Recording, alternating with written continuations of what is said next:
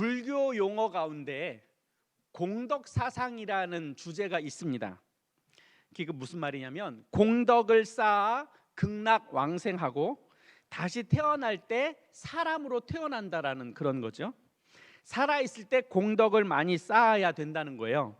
그래서 공덕을 많이 쌓는 여러 가지 길이 있는데 그 중에 부처의 말을 인용해서 이런 글들이 인용돼 있어요. 들어보세요. 작은 선이 모여서 큰 공덕이 되듯이 공덕이 쌓여야 그것으로 업을 소멸시키고 지혜로 얻어 깨달음에 나아가게 된다. 선행은 계속해서 쌓이면 만사여의주 같은 역할을 한다. 여기서 만사여의주라는 말은 무엇이든지 마음먹은 대로 할 수 있는 그런 구슬을 이야기해요. 그러니까 인간이 계속해서 선행을 쌓고 공덕을 쌓으면 그 모든 일에 있어서 형통함을 누리게 된다. 이것이 이제 불교에서 말하는 공덕 사상이에요. 근데 이런 이야기는 한국의 오랜 전통 가운데서 인습적으로 받아들였고 많은 사람들에게 보편적으로 가치 있는 것으로 여겨졌던 부분이 있어요. 그래서 공덕을 많이 쌓으면 복을 받는다, 그런 거죠. 또 공덕을 많이 쌓아라, 그러면 너희 자녀에게 복이 생긴다, 뭐 이런 말도 있어요. 여러분들은 이 말에 대해서 어떻게 생각하실지 모르겠어요. 뭐 꽤 그럴듯해요. 사실은 이런 개념이 불교에서만 있는 것이 아니라 기독교에서 우리가 가지고 있는 기독교의 어떤 인습적으로 내려오는 그런 이야기들 속에서도 이와 비슷한 이야기들이 있을 수 있어요. 한번 들어보세요. 너희가 하나님께 복을 받을 짓을 해봐라. 그러면 하나님께서 너에게 복을 주시지 않겠냐? 그럴듯하죠. 헌금 많이 해라. 그러면 하나님이 너희에게 물질의 복을 주실 거야. 봉사 많이 해. 그러면 하나님이 너희를 기쁘시게 하실 것이고 너희의 삶 가운데 복을 많이 주실 거야. 뭐 우리가 이렇게 얘기하죠. 하나님 앞에 헌신해. 그러면 하나님으로부터 축복받을 거야. 축복받을 거야라는 말은 맞지는 않아요. 왜 그러냐면 하나님이 우리에게 그냥 복을 주시는 거예요. 우리가 하나님에게 축복을 구하죠. 축복이 뭐냐면 복을 구한다는 거예요. 그러니까 우리가 여러분들에게 축복합니다. 그러면 내가 당신을 위해서 하나님의 복을 빌어줍니다. 하나님의 복을 기도합니다. 이런 뜻이 되죠. 그러니까 우리들끼리는 축복이 돼요. 근데 하나님이 우리에게 축복 주시는 건 말이 안 맞아요. 하나님이 우리를 위해서 다른 누군가에게 복을 빌어주시는 분이 아니잖아요. 하나님은 우리에게 복을 주시는 분이에요. 그러니까 하나님은 우리에게 복을 주시는 분은 맞아요. 그러니까 우리는 우리들끼리 서로 축복해 주는 게 맞고, 이해됐죠? 그러니까 우리는 앞으로 축복한다, 또 축복받는다라는 것과 복받는다, 복을 누린다라는 것을 우리가 생각을 하고 단어를 사용하시면 좋겠어요. 이제 그건 여버리고 다시 본문으로 돌아가 보면 우리가 신앙생활하면서 마치 공덕사상을 쌓는 것처럼 기독교에서도 그런 공덕사상 비슷한 것들을 우리가 흔히 이야기로 주고받아요.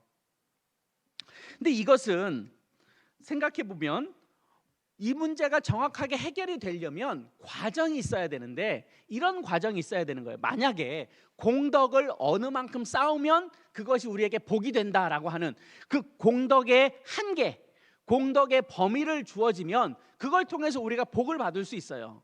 그런데 생각해 보세요. 우리가 그것에 대하여 한계치가 있나요, 없나요? 잘 모르겠죠. 이런 얘기예요. 만약에 너희들이 하나님 앞에 40일 동안 기도해. 그럼 하나님께서 너희 기도를 들어주실 거야. 이렇게 되면 40일이라는 기간이 정해지기 때문에 40일 동안 무슨 수를 써서라도 기도하면 그것에 대한 걸맞는 기대치가 우리에게 다가올 거 아니에요. 그런데 사실 생각해 보세요. 40일을 기도한다 하더라도 하나님께서 우리의 생각과 우리의 마음을 들어주실 때도 있고 안 들어주실 때도 있죠. 그러니까 이 공덕이라고 하는 그 범위가 하나님 앞에 무엇인가를 쌓아드린다고 하는 그 어떤 것들이 리미트가 있지 않다라는 거예요. 그건 규정이 없어요. 끝이 없는 이야기예요. 한계가 없는 이야기예요. 같은 개념으로 예수님 당시에도 그와 비슷한 일들을 그 바리새인들과 서기관들이 그렇게 행했어요. 율법의 내용을 아주 심각하게 규칙을 정해놓고 그 규칙을 끝까지 잘 지키려고 노력을 했어요. 심지어 음식에 들어가는 조미료까지도 그들은 10의 1을 떼서 하나님 앞에 드릴 정도로 열심이었어요. 그렇게 해서 그들은 자기에게 허락되는 구원을 이루려고 노력을 했던 거죠.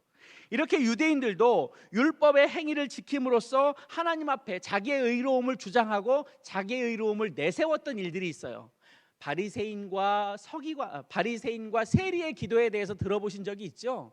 바리새인들은 하나님 앞에 그렇게 기도해요. 하나님을 향하여 고개를 들고 손을 뻗어서 내가 이러이러한 일들을 지킬 수 있도록 허락해 주셔서 감사합니다.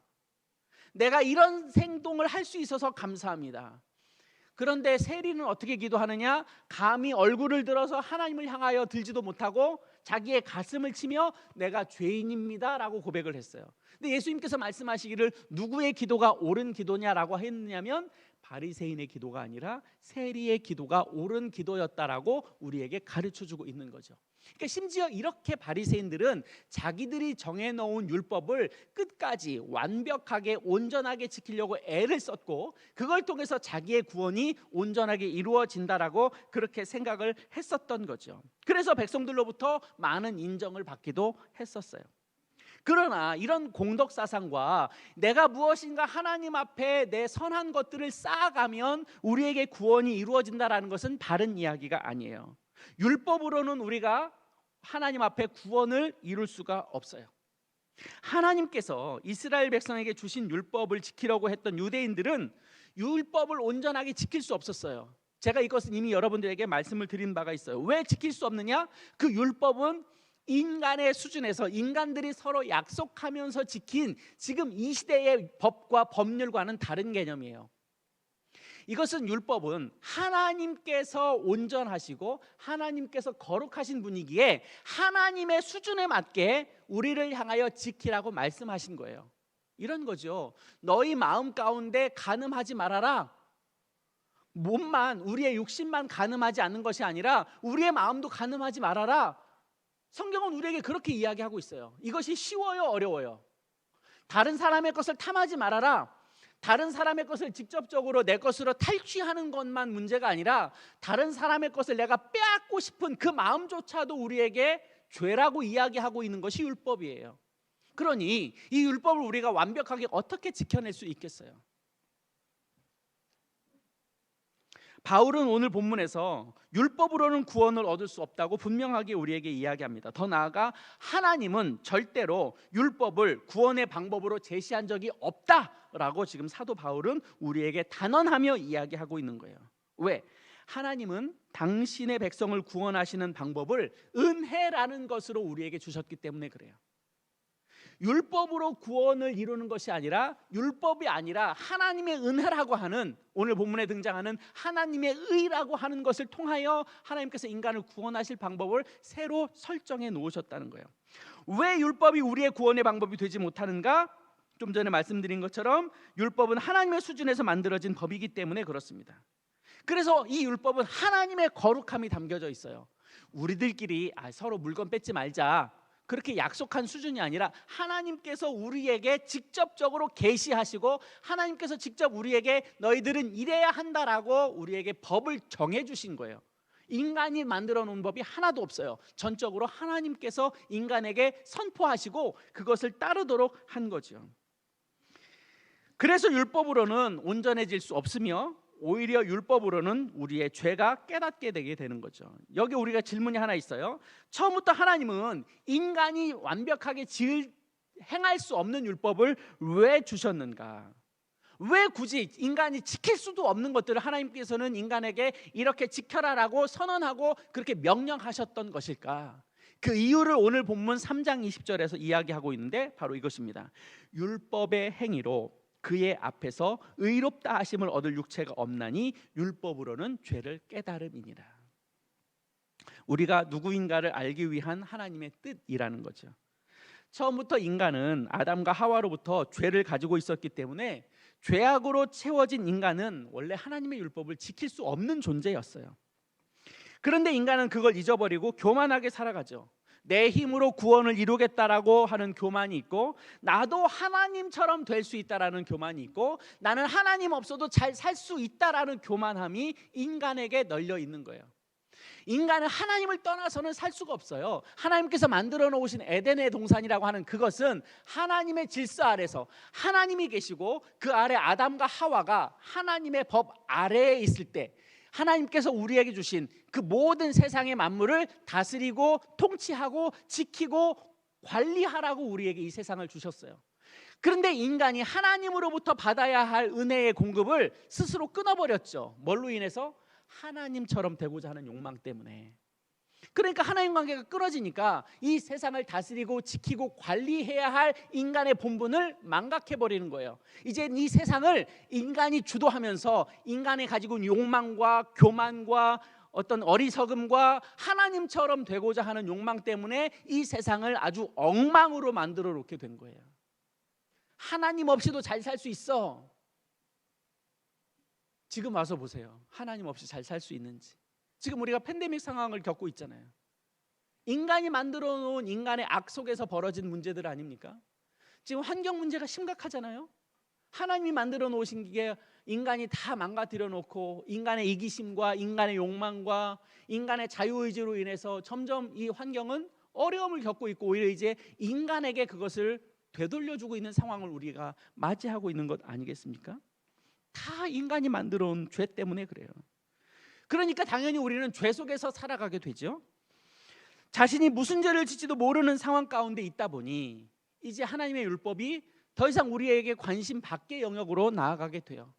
율법을 바라보면서 내가 이것을 지킬 수 없는 죄인이구나를 깨달아야 되는데 이제는 율법도 우리 가운데 등한시하면서 죄는 나하고 상관없는 존재처럼 그렇게 인간의 욕망대로 살아가려고 하는 거죠. 그러다 보니 죄의 결과는 하나님의 심판인 거죠. 결국 율법을 지키지 못한 인간은 19절에서 말씀하는 것처럼 온 세상으로 하나님의 심판을 피할 수 없는 지경에 이르고 맙니다. 인간은 하나님의 심판을 피할 방법이 없어요. 영원한 죽음을 비켜나갈 수 있는 방법이 없어요. 하나님 없는 세상에서, 죄와 어두움이 가득한 세상에서 이 세상이 비껴나갈 수 있는 방법이 없는 거예요. 한번 여러분 생각해 보세요. 하나님이 없는 세상, 법이 없는 세상, 하나님의 질서가 없는 세상, 빛이 없는 세상을 한번 생각해 보세요. 우리가 잘 살 수 있을지. 예를 들어 드릴게요. 하나님이 없는 곳이 어디냐? 빛이 없는 곳이겠죠? 빛이 없는 곳에는 어둠만 있어요. 어둠만 있다라는 곳에서는 하나님의 정의가 없어요. 옳음이 없어요. 마땅히 행해야 할 그 어떤 것이 없어요. 질서가 없어요. 완전 무질서예요. 정의 없어요. 공공 그런 거 없어요. 그런 데서 생각해 보세요. 그런 데서 산다고 생각해 보세요. 우리의 상황이 어떻게 되겠어요? 힘 있는 자가 힘 없는 자의 밥이 됩니다. 가진 자는 더 많이 가지기 위해서 착취해요. 뿐만 아니에요. 약육강식이 판치는 세상이 될 거예요. 질서도 없어요. 그런 세상에서 우리가 산다고 생각해 보세요. 끔찍하지 않겠어요? 우린 단 한순간도 못 살아요. 그러니 이 세상이 질서대로 움직인다는 것이 얼마나 큰 은혜인지 우리는 알게 돼요. 그런데 하나님은 죄로 인해서 우리가 심판을 받을 수밖에 없는 지경에 이르잖아요. 하나님의 의가 그렇잖아요. 죄를 지었으면 죄에 대한 대가를 받는 것이 하나님의 공의예요. 그래서 하나님께서는 우리에게 그 죄를 깨달으라고 율법을 주신 거예요. 율법을 통해서 내가 누구인지를 알으라는 거예요. 우리가 누구예요? 율법을 통해서 깨달을 수 있는 건 뭐예요? 내가 죄인이라는 것을 깨닫게 돼요. 내 힘으로는 율법을 지킬 수 없어요. 내 힘으로는 우리의 소망을 이루어갈 수 없어요. 나는 절대적인 죄인에 불과해요. 내 능력으로는 이 세상을 잘 살 수 없어요. 그것을 인정하라는 거예요.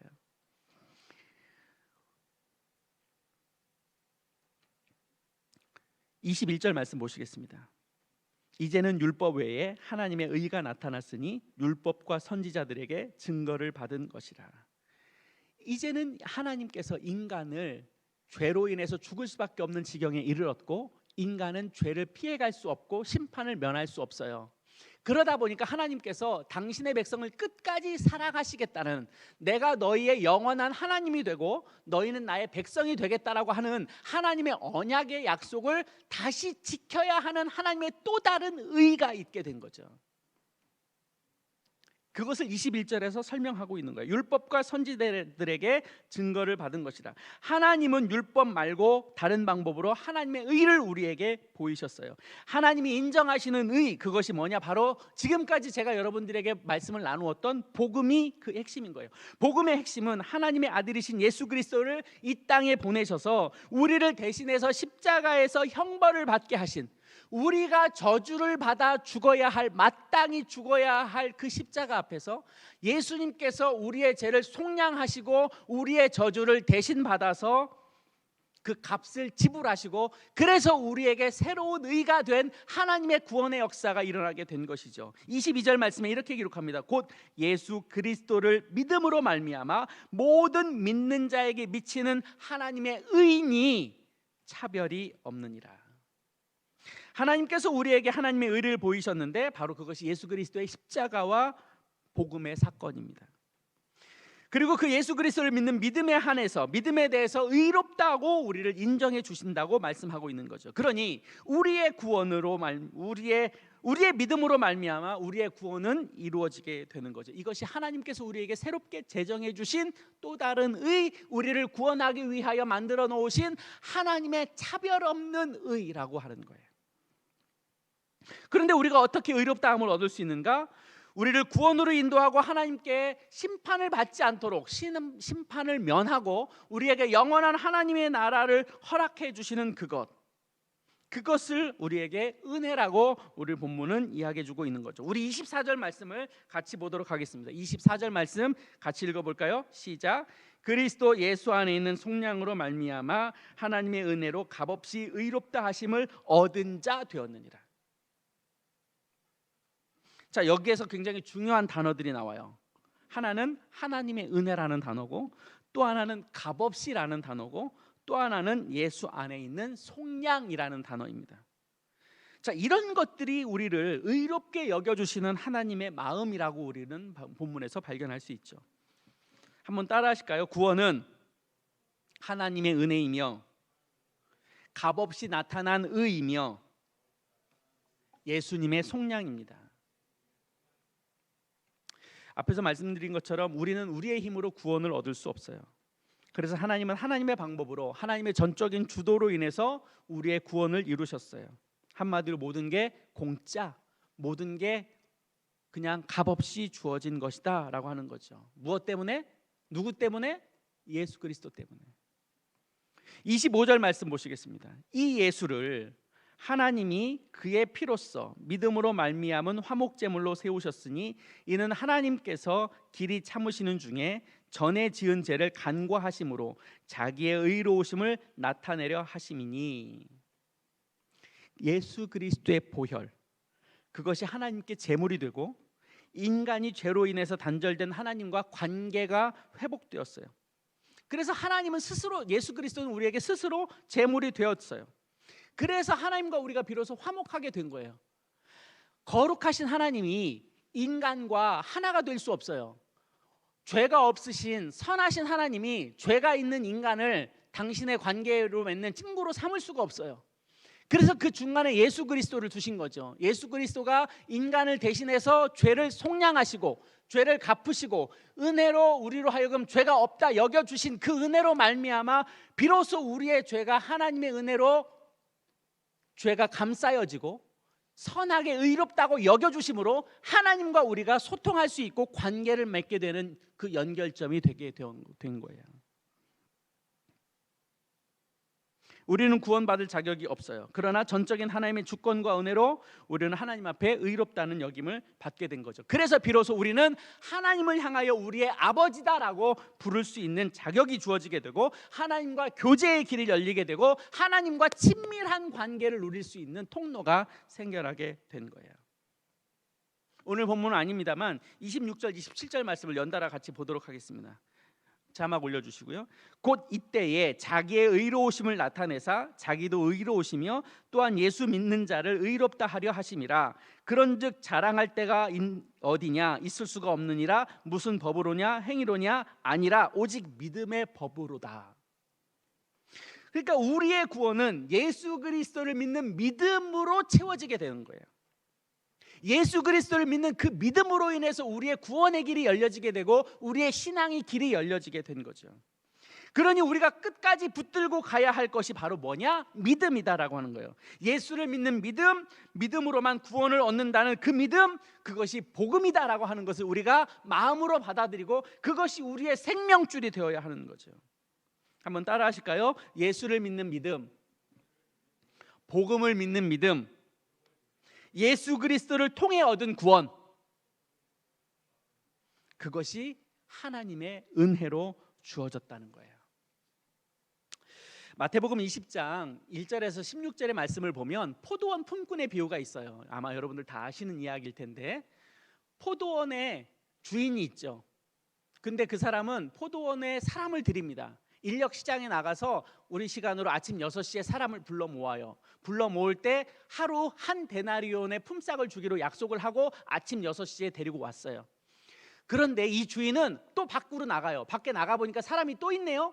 또 있으니까 9시에 그 사람들 또 불러드려요. 그런데 12시가 돼서 나가보니까 사람이 또 있어요. 또 들려보내요.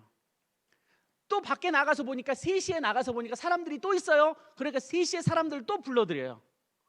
그리고 저녁 5시가 됐는데 또 밖에 나가보니까 사람들이 또 있어요. 그러니까 그 사람들도 불러드려요. 이상해요. 왜냐? 생각해 보세요. 보통 우리가 품삯을 주는 주인이라면 오늘 하루 할 수 있는 양이 이만큼이니까 우리가 5명이 필요하다, 10사람이 필요하다 먼저 계산을 하죠. 그리고 나서 10사람이 필요하다라면 10사람 불러다 놓고 일을 시키면 돼요. 그냥 10사람이면 하루 종일 일 시키면 돼요.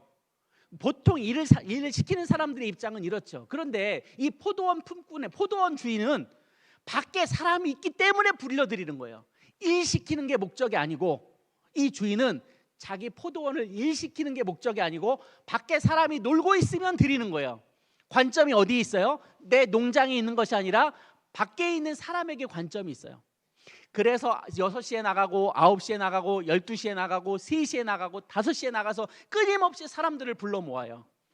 그리고 그들에게 약속된 품삯을 주기 시작하는데 1시간 일한, 저녁 5시에 들어와서 6시까지 일한 1시간 일한 사람에게 한 데나리온을 줘요.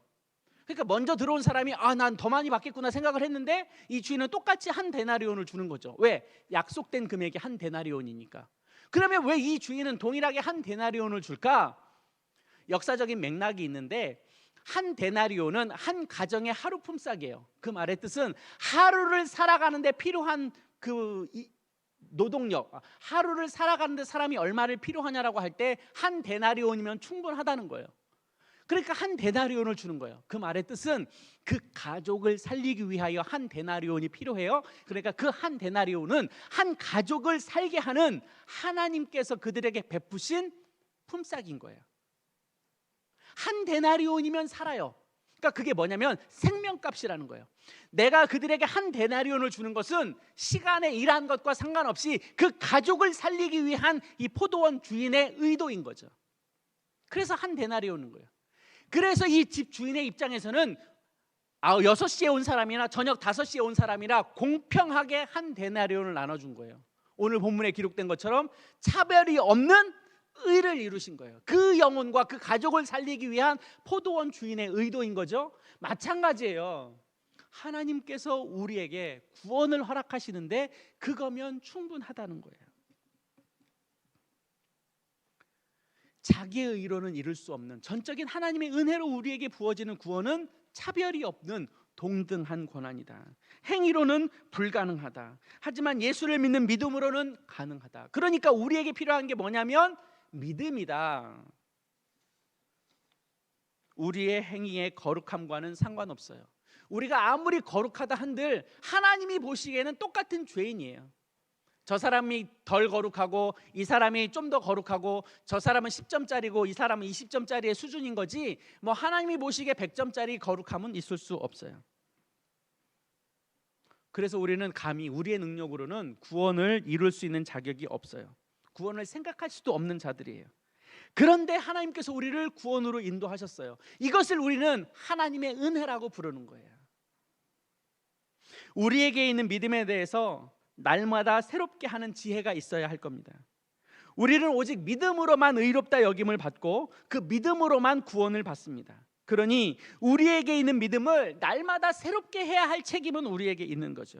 그 구원의 감격과 기쁨을 누리면서 살아가는 것이 필요해요. 그리고 우리의 삶 가운데 구원을 이루기 위하여 끊임없이 믿음을 새롭게 하고 더 큰 믿음을 향하여 나아가고 하나님의 마음으로 충만한 가운데 살아가도록 하는 하나님의 의를 이루는 우리 안에서의 작동이 일어나야 되는 거예요. 그것이 믿음을 가진 자의 행동인 거예요. 아, 나 믿었어. 아, 그러면 됐네. 이제 앞으로 마음대로 살아도 되네. 이건 하나님의 믿음을 가진 자들이 아니에요.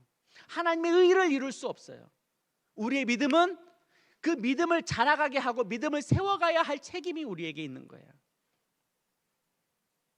청년 여러분, 믿음이 자라가기를 축복합니다.